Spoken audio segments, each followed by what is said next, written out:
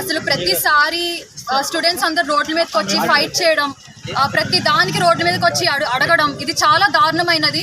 And starting నుంచి కూడా చూస్తున్నాం, ప్రతిసారి కూడా యూనివర్సిటీస్ మీద ఇది చేయడం, లేకపోతే స్టూడెంట్స్ మీద ఎక్కువ బర్డెన్స్ తెప్పించడం, వాళ్ళ స్టడీస్ ని ఇబ్బంది పెట్టడం, ప్రతిసారి ఇది మంచిది కాదు. అండ్ ఇప్పుడు కూడా బస్ ఫేర్స్ అనేది చాలా పెంచడం అనేది జరిగింది.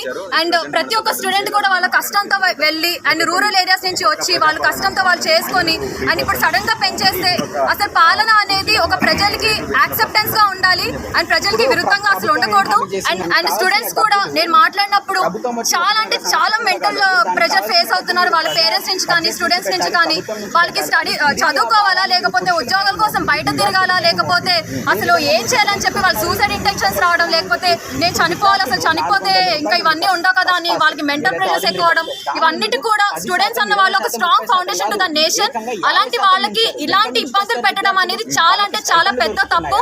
మీరు స్టూడెంట్స్ కి ఏమైనా చేసే ముందు వాళ్ళకి పాసిబిలిటీ ఉందా, ఓకే ఫీజిబుల్ గా ఉందా అని ఆలోచించి ప్రతి ఒక్కరు కూడా డెసిషన్ తీసుకోవాలని నేను కోరుకున్నా. అండ్ బస్ ఫేర్స్ మీద కూడా కన్సెషన్ ఇవ్వాలని నేను కోరుకుంటున్నా. Thank you.